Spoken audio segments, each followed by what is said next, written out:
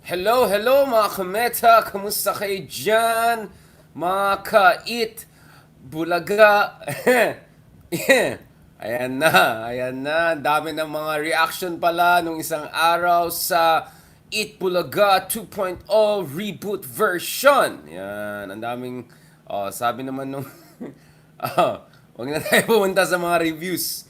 Si Direct Daryl Y, meron daw siyang review daw. Medyo ibang tawag niya dyan sa Itbulaga. Siya nang tanongin niyo ha, hindi ako. Mabait akong tao mga kameta. Ito na. So, meron na tayong new version of Itbulaga. Don't worry mga kameta, pag-usapan din natin ng politika shortly. No, I just wanted to get back to you guys kasi kahapon we didn't have a chance to have a proper vlog ourselves because maraming mga episodes na ginawa namin kahapon dun sa studio namin. So, ayan na-reboot na namin. So, officially now, mga kameta, what we have is what you call, real talk. So, na-reboot namin yan. We found partners, kind of a partnership deal. At the same time, we made sure now we preserve our independence, non-partisan approach, etc. And we were lucky enough to also have Jet Tolentino, the multiple Tony Award, Emmy. Real talk, no? So, real talk talaga. So, abangan. So, pasensya na yung mga iba na nagkaroon ng sneak peek but hindi ganun kaganda ng quality. So, don't worry about it. The high quality version will be out soon. And we're gonna, since it's a partnership deal, I'm gonna have it reposted on my own platforms. No? So, it's a co-production. So we thank our friends Scott Studio for being helpful dun sa logistics part and also for being very very respectful and understanding dun sa and aligning dun sa views natin on the need for socially oriented, politically intense but non-partisan approach dun sa mga mahalagang bagay So we're gonna talk about a lot of things dun sa real talk namin. Okay, including siguro, itong Itbulaga, pag-usapan natin ng very shortly yan, but obviously I'm gonna pivot back to Risa Ontiveros and gonna talk a little bit about Idol Rafi Tulfo, who I have described as the rising star of Philippine politics over the past year. And we called it last year pa lang mga kameta. We called this last year pa lang and that trend is just intensifying, right? As far as Philippine political landscape is concerned, obviously, meron na tayong new cabinet members din mga kameta. And now we have Gibo officially back in the defense secretary position. So we'll talk about that very shortly. Balikan natin itong Itbulaga para hindi sabihin na si Darian ay nagfa-fake news, alright? Hindi, I mean, si Darian, hindi naman fake news. Ang tawag dyan, uh, clickbait. Ayan. Bakit ganyan? Yung title, ganito. Kasi mga kameta, pag tayo nag-uusap, marami tayong pinag-usapan. So, minsan, marami ako nilalagay sa title. And, nagkataon minsan, of course, follow-up ito dun sa mga dating discussions, sa dadagdagan natin, blah, blah, blah, kung saan pumunta. Diba? Alam niyo naman style natin, mga kameta. We never get, let's say, confined to just a single topic, especially when there are multiple important topics that we have to catch up on. Let me also say mga kameta, marami tayong natutunan dito sa mga discussion natin because the more I talk on different issues, kahit minsan mukha tayong syunga, okay lang yan, sige lang, troll nyo lang ako, sige lang, bash nyo lang ako. Sa dulo, sino naman ang di ba? Sino pa rin, alam mo naman, di ba? Alam nyo naman. Okay. So no, we appreciate it because dun sa mga feedbacks nyo, even including mga bashers, etc., but also very good substantive feedbacks, we get to know what people are looking for, no? So, balikan natin mga kameta. Itong issue ng Eat Bulaga kasi marami nag-react and it looks like mga kameta so far very negative ang mga response dito sa rebooted version. Mukhang may pagka mini cancel culture din nangyari doon sa mga sumali sa rebooted version ng Eat Bulaga. So, I don't know. Mukhang mahaba-habang usapan yan. May response na rin ang mga original OG ng Eat Bulaga. Lalong-lalo na when the numbers came out which show mga kameta na medyo bumaba yung ratings, no? So you're looking at from 7+% to around 5+%, right? Something like that. So, you know what I'm saying? That's like close to 30% drop, no? In terms of ratings, it's not a total collapse, no? But definitely there's a lot of room for catch-up, no? And a lot of room for maneuver pagdating sa improvement pagdating sa Bulaga. So, ayan na. But the other interesting naging Malibig Barcelona Espanyol. No, kasi last time nasuot natin ito, naalala nyo sa Madrid tayo. No, doon nagusat sa... I don't know, whenever I wear this coat, medyo I go into my Madrid, Barcelona, Madrid, you know. Anyway, one of the interesting, let's say, byproducts of the reboot in It Bulaga and the drop in ratings is that it actually provided room for maneuver for It's Showtime! Di ba? Naalala ko, back in the day, si Vice Ganda, no? Si Vice Ganda, sabi na, ay, wala talaga tayong laban dyan sa Aldab. Di ba? She said something like that. Oo. And parang hopeless game, hindi talaga matatalo yung Aldab na yan. Parang something like that, di ba? But now, with, It Bulaga going through what it's going through, mukhang it's Showtime, which practically has the whole star-studded, universe of ABS-CBN there, which is now, I think, being shown on TV5, right? Or something like that. It's having its moment, right? Moment to, to, that's it. To, alam nyo na this, di ba? Connect the dots, di ba? So, I don't know, I find that interesting. So, talagang, sabi nga ni Erap, weather lang yan. Tingnan natin yan. Now, nevertheless, meron din reaction itong mga OG ng 8 Bulaga dito sa new reboot version. Tanungin na lang yung mga ibang vloggers ano yung mga reviews kasi I'm a nice guy, I don't want to get into any charva, okay, as they say. So, meron reaction sila Tito Soto dun sa new 8 Bulaga hosts. Mukhang legally speaking, if titignan niyo yung analysis ng mga iba dyan, including sila Attorney Jesus Falsis, it looks like a copyright issue.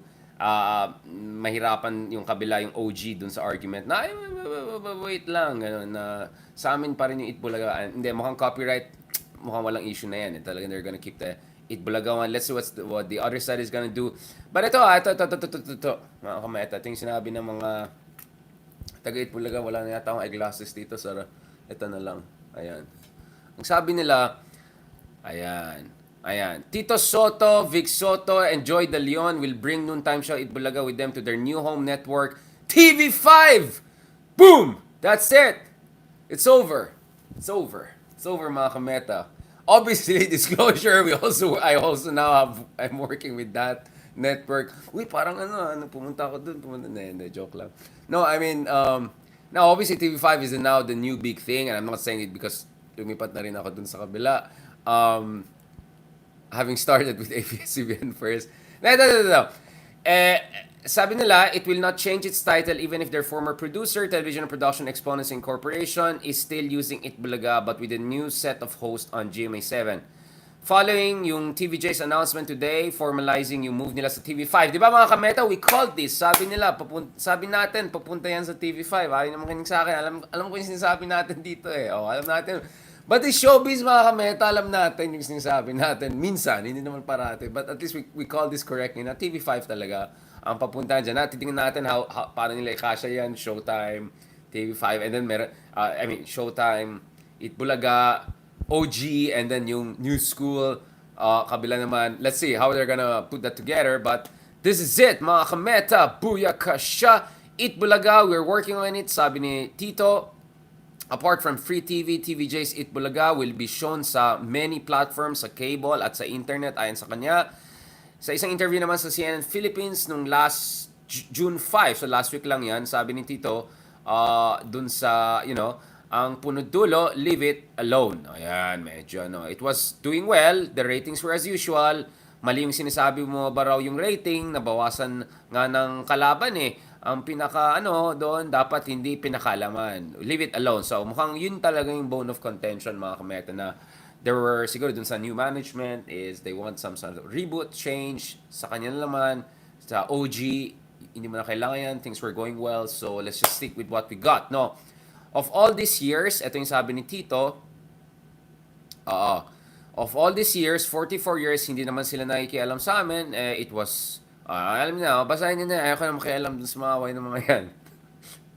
Basta, alright, so, ewan ko, tignan natin ang susunod na kabanata because kung pipilitin ng kabila to also use, if the OGs are gonna use Itbulaga, tapos may Itbulaga ka rin dito sa kabila, at least on the 2024, medyo magulo yan mga kameta. So I don't know what they're gonna do there. Parang masaya yung ganyan. I don't know ano mangyari dito, saan tayo papunta. Ay, nako, na makikita yung Chester natin, baka mag-comment na naman yan si Director. Ayan.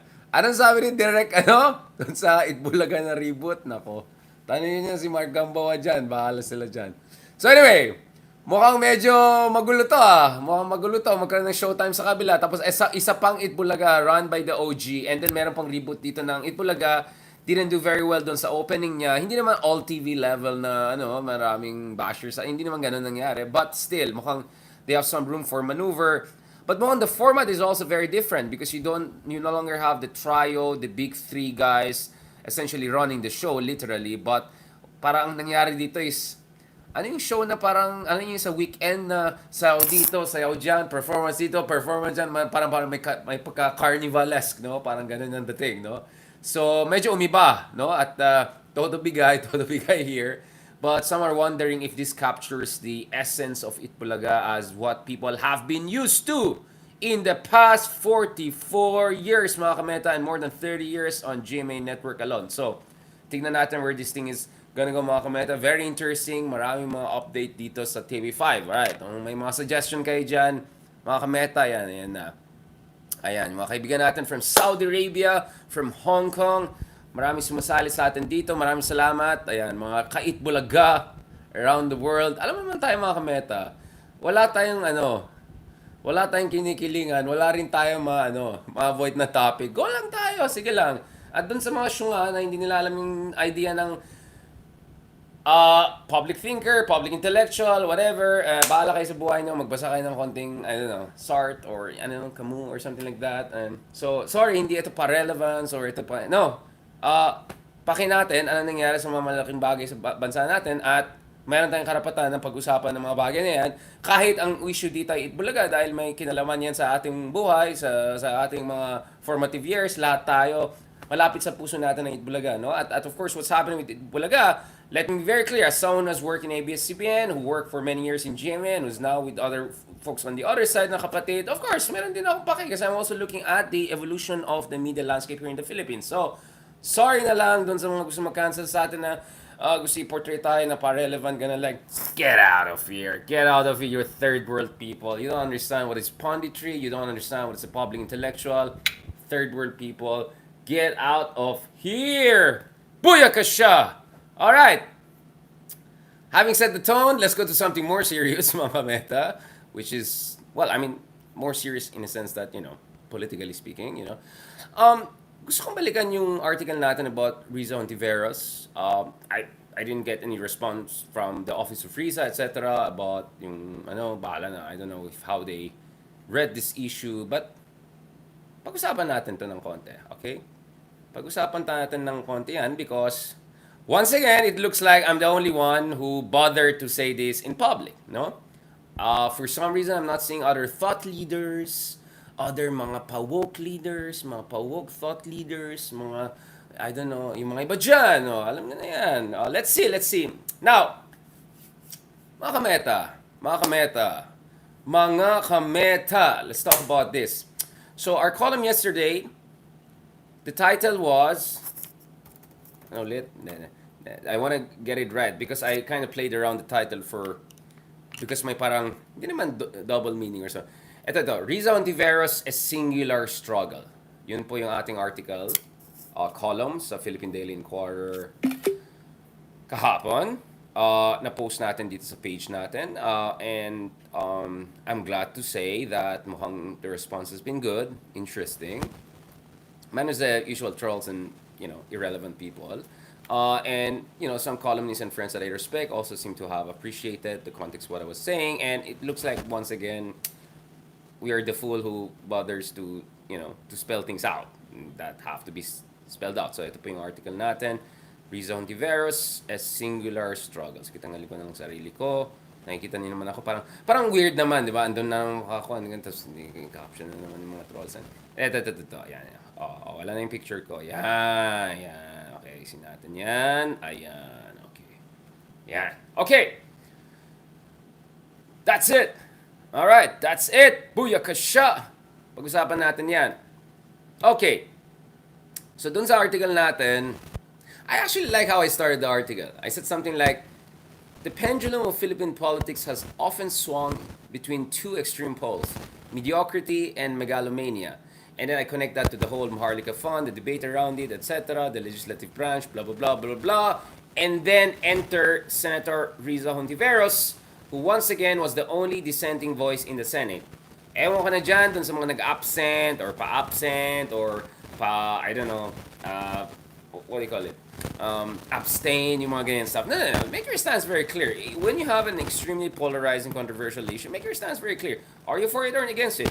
In fairness to Senator Tulfo, even if he voted yes for it, he was the one who really drew the line and said, sabi ni Senator Tulfo, ay hindi pwede yung mga pensions, yung mga ganon, yung mga yan, ipasok dyan, bawal ang kalokohan. And in fairness to Senator Tulfo, dahil sa kanyang very strong intervention, because Senator Tulfo is not opposition, he has great communication channels with the president, he's an extremely popular person. I've described him as the rising star of Philippine politics in the past year. Sorry na lang dun sa iba. I'm not even talking about the opposition, I'm talking about, you know who. Speaking of this, mga kameta, in fairness, I think Senator Raffy Tulfo has done a great job as the kind of independent, quote-unquote, senator there. At the same time, you have Risa Ontiveros here who really made a strong argument for why parang hindi ito yung tamang panahon at circumstances to have the MIF, Maharlika Investment Fund, at all, no? And this is not the first time that she did it, mga kameta. So, ito yung sinabi niya, no? So, ayon kay Risa Ontiveros, the fund is not what we need now. End of quote. At ayon sa kanya, quote, it does not pass the test of economic viability. Walang kasiguraduhan na ito ay viable at sensible sa kasalukuyan na investment and economic and fiscal conditions of the country and the broader global investment landscape. Ayon sa kanya, we'll be watching intently yung implementing rules and regulations once signed into law to, quote, ensure that the prohibitions we put in place and the wins we were able to secure during the plenary deliberations are not lost. So in short, she's going to remain as a fiscalizer. So I see a very interesting duo here whereby Senator Tulfo on one side, as the independent, increasingly the star senator there, or de facto star senator, is saying, hey, yung mga iba dyan, malapit kay President Marcos, okay, relax lang kayo dyan. Ayusin natin to, bawal lang ganyan, ha, ganun. So I mean, it's just fascinating that Senator Tulfo, who had no background whatsoever in you know, the legislative branch, and is kind of like the senior guy. Obviously, it has something to do with the fact that he's the chair of the committee that may direct jurisdiction sa issue na yan. Yes, given na yan. But we know historically when it comes to economic investment issues, maraming mga ano dyan, you know, technocrat or pa-technocrat dyan. I mean, let's not forget, mga kameta, that Senator Angara is actually like the econ guy there. I mean, I think he's an LSE graduate, right, among others. But I think Senator Tulfo has done a very good job to say, okay, if we're gonna get this passed, these are the big red flags and no. In fact, hindi pa rin batas ang Maharlika Investment Fund because still there are many people in the Senate, including Coco Pimentel, etc., saying, you know, ito yung hindi sila bumoto na no, nag-yes sila, but yes with a lot of conditions. So they're still falling on that. But Risa is the one who said, like, totally no, no way, no way, no way, no way, highway. And the other month, siya rin yung only person who said no sa Regional Comprehensive Economic Partnership. In fact, she cited key academic works to say that potentially maging net loser ang Filipinas since trade balance would worsen by $264 million per year, and it will lose, and the Philippines will lose tariffs revenues of around $58 million a year. Dollars to dollars, hindi pesos. All right, in the Philippine pesos, Mexican pesos, whatever. Now, so may mga asyo nga dyan na nag-comment na, oh, bakit hindi mo na explain? Like, dude, I have 700 words in a single column, alright? So if you want to really listen to my take, check all of my Twitter tweets out there. Check all of my articles out there. Ang dami natin suna, wag tamat. Alright, anyways, in 700 words, this is what I could put there, right? So without a question, I mean, if it's not clear to you what's the purpose of Hontiveros and what she's doing, then, you know, maybe you should check yourself again. Okay, so my argument, mga kamid, is without a question, Hontiveros has been the singular genuine opposition figure in the Senate, no offense along to the others, and more broadly, the only nationally elected one in the government. Important din yan. She's the only one from the opposition is nationally elected. There are a few smattering of opposition or progressive folks in the legislature, but, you know, I mean, they're not nationally elected, you know, officials per se, right? A lot of them are party lists, etc. It's a different dynamic. I mean, yes, you can say party list is national, but you get what I'm saying, right? They're like kind of a tweak to the congressional representation. But really national lang yan eh, diba? It's a national elected institution and yung mga people nandun are, considered to be potentially the next presidents or presidentiables, all right? So, and this is where the bone of contention comes in, mga kamet. I keep on mentioning it. I'm surprised I'm not seeing a lot of other people noticing this or brave enough to mention this. For some reason, mukhang yung Hontiveros substantive and principle-based interventions are not getting sufficiently covered by the mainstream media, nor wholeheartedly backed by social media accounts of those associated with the opposition. Yung mga sobrang active to, share about the latest travel blog from, I don't know, Lenny, the latest, I don't know, from Bam Aquino, the latest this and that. Maybe you wanna, give a bit airtime also to what Risa is doing, including her visit to Taiwan, meeting Tsai Ing-wen, talking about Taiwan, talking about democracy, talking about geopolitics. Maybe some other people there were super busy about, the non-political stuff of former opposition political figures. Maybe you want to help also Risa Ontiveros, right? I mean, since you say that you're fighting for opposition, for democracy, human rights, all of that, then my question is, are you helping Risa Ontiveros? Because she's really the only, real opposition nationally elected official we got out there. And didn't, Lenny kind of pass down the baton to her and supposed to be like that? Okay, why am I talking like Romulus ng HBO Succession series? But you get what I'm saying, right? You get what I'm saying, right? So as far as opposition affiliated thought leaders are concerned, yung parang bulk of focus nila is still zeroed in on either the former vice president or Maria Ressa but of course, yung kay Leila de Lima, 100%, 100% dapat she gets all the focus and attention and support. 100%. And we're gonna have a separate blog on Leila de Lima. For me, Leila de Lima is the Nobel Peace Prize person of the Philippines of our, of the past 5 years or so at least, right? Okay, let's just be very clear about that, no? And all due respect, I think Lenny has done a great job. Maria Ressa has done a good job. They deserve recognition, all of support, whatever they're getting. But what I'm saying is that, there are other people out there, including Risa Ontiveros, who's having a kind of a singular fight there on the front. Like, what's up, right? So, that's what I'm saying. So, lest we forget, Hontiveros is now the de facto leader of the opposition, and against all odds, okay, yan yung mga mahilig mag-denialism, blame ng voters, ayan, ganyan. Ang dami na naman dyan nakakirita sa Twitter, na-hear na naman itong mga pawok, tapos mag-voter blaming, mga ganyan. But against all odds, actually, she was the one who managed to win re-election in the hotly contested Senate. And over the years, she overcame a torrent of misogyny, red tagging, because she's really a progressive, unlike, and a whole host of challenges from which many conventional liberal figures were insulated, right? For some, not only is Ontiveros the sole opposition figure in the upper chamber, but arguably also the only true progressive to have made it to national office in recent memory. Boom, that's it. We said it. Okay, so this is how I end my article. Hers, meaning Risa Ontiveros, has been a singular struggle. And singular struggle, you can see literally singular, at the same time singular in the sense that it's unprecedented, it's historic, it's special, it's important. But it doesn't have to be lonely fight for far too long. It doesn't have to be a lonely fight for far too long. And that's why I felt, mga kamet, it's important that I write that article and make this intervention. I've said it over and over again, in passing, kind of not in passing, but this time I made it core and center. I haven't talked to Lenny. I haven't talked to Risa Ontiveros since ever or something like that. I mean, like, when was the last time I talked to any of these people? So I don't know their personal point of view. But I'm just saying, maybe Risa deserves a little bit more love, a little bit more respect and support from people who claim to support the opposition and all. All right? Because so far her fight has been a very singular, literally singular, and sometimes also singular in terms of historic, conviction-based politics. All right? On that note, thank you very much, mga kamet. I have to habol sa my other work, etc. But I felt I have to do this vlog. I have to catch up on this. So maraming salamat. Thank you very much. I really, really appreciate, mga kameta, sa lahat ng mga sumusuporta sa atin. Kayo po ay nagbibigay ng lakas sa atin. Literally, like, nakikita niyo medyo may lagnat pa rin tayo. Actually, I was almost okay yesterday. And then inabuso ko naman sarili ko. I mean, 6 a.m. pa lang, nag-interviews na tayo all the way to like 10 p.m. May mga debates, discussion. We met some friends with the diplomatic corps. We had nakailan 3 episodes taping kanina, whatever. So kayo po ang nagbibigay ng lakas sa atin. So I really appreciate that. And kayo po ang nagbibigay ng inspiration sa atin. At maraming salamat sa inyong lahat. At maraming salamat sa Diyos.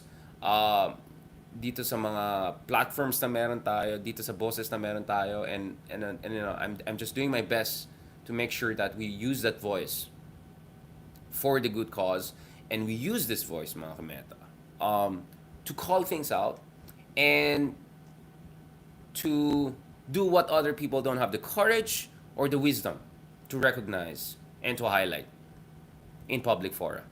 All right? Yes, important to talk about Maharlika Fund. Yes, it's important to talk about regardless. But then maybe the others want to talk more about Risa Ontiveros, hindi lang mga travel vlogs, ganun. All right? Okay. Fantastic. Thank you very much, guys. And talk to you soon. God bless. Maraming salamat. God bless the Philippines. Mahal natin ang bayan natin. All right? God bless. Talk to you soon.